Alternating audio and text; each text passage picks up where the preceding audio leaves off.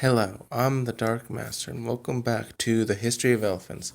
In this episode, we'll be going over the Mastodons, Elephantida, Elephantomorpha in general, and the second wave of proboscidean diversification.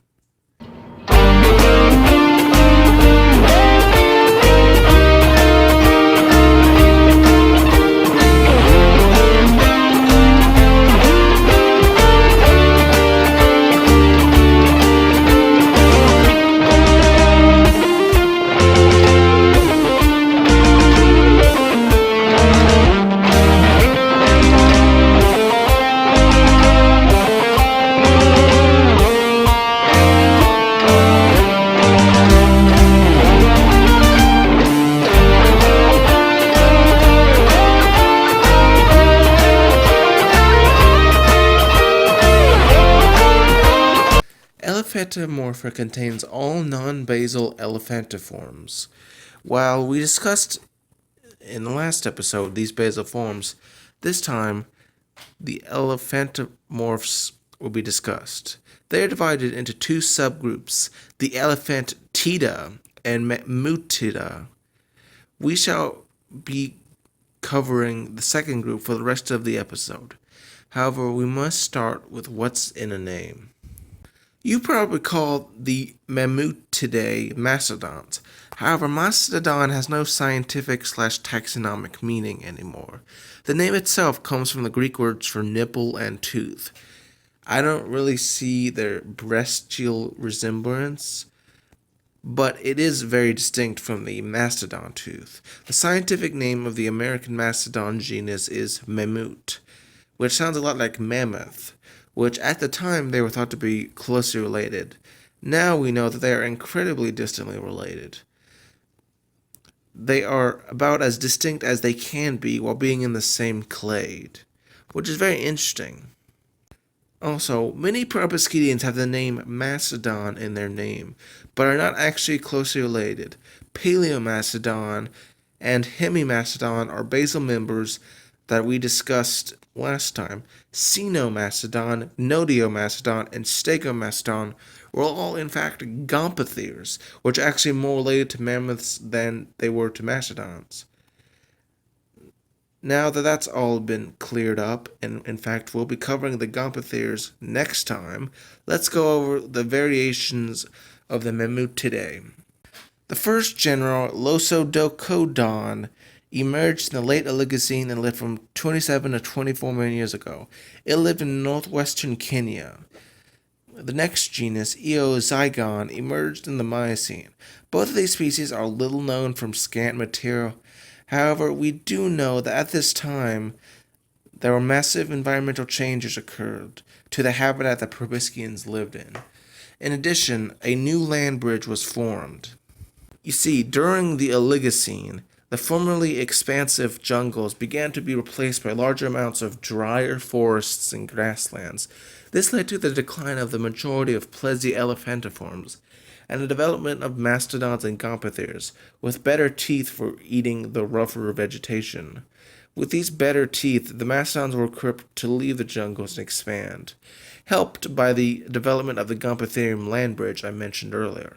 The Gomphotherem land bridge formation united Africa with Eurasia.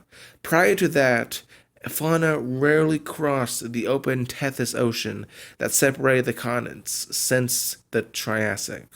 While the infamous Gomphotheres did cross this land bridge when it was formed during the early Miocene 19 million years ago, mastodons also crossed, spreading to southern Europe, Asia, and finally North America. Zyglolophodon is the first mastodon known to have left Africa. While not as famous as the American Mastodon, it is in many ways more impressive. It had the longest tusks in the known animal kingdom, and with a shoulder height of 12.8 to 13.5 feet and a weight of 14 to 16 tons, it was one of the largest proboscideans/land animals of all time. It had a proportionally smaller head than living elephants.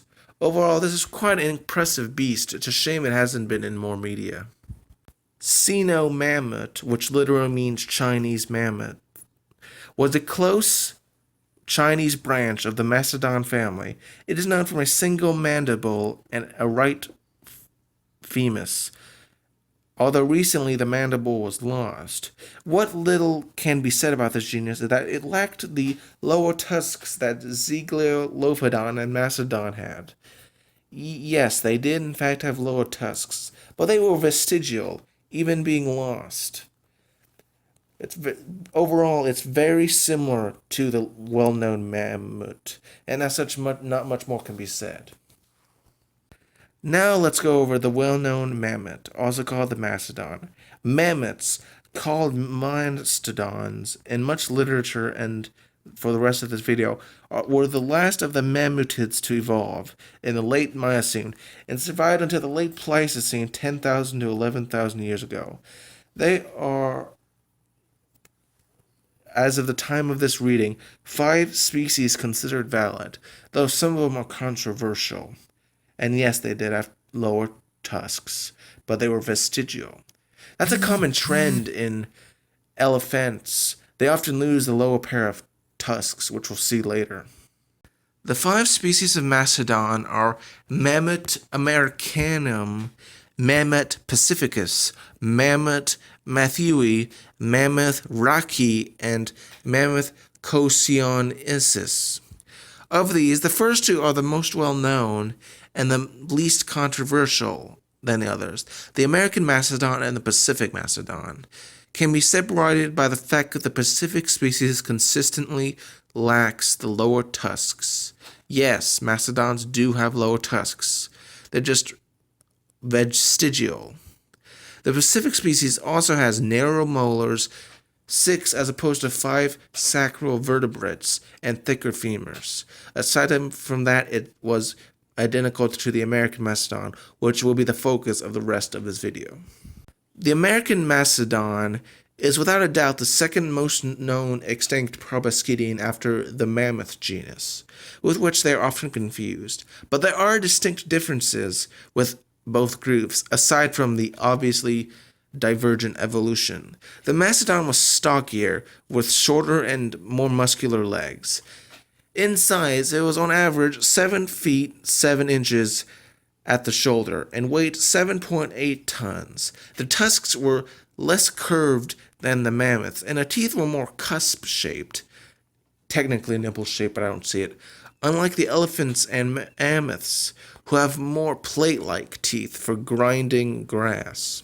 Speaking of the nipple teeth, the American Mastodon, in comparison with mammoths, is believed to have been less social and were primarily browsers, with much flexibility in what they could eat, and such as young trees.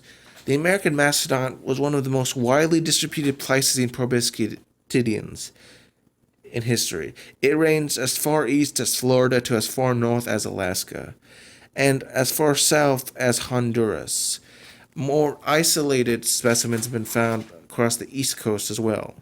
The other species were more localized, and as such were a lot less well known. Strong evidence indicates that this genus were primarily forest-dwelling proboscideans compared to the mammoths, which lived primarily on the plains. The last of the mastodons went extinct about 10,500 years ago. This was a part of the Pleistocene megafauna extinction that was performed by the Clovis people, the ancestors of the supposedly peaceful Native Americans. Evidence for this can be seen as how towards the end there was a decrease in the maturation age of the mastodon, which does not coincide with environmental stress. Rather, it coincides with a decrease in interspecies competition, which is often seen when humans hunt many of the larger individuals. So ends the mastodon lineage, an ancient fork in the elephant family tree, though very similar to the mammoths. Next time we'll be starting with the rest of Elephantomorpha, the Elephantidae.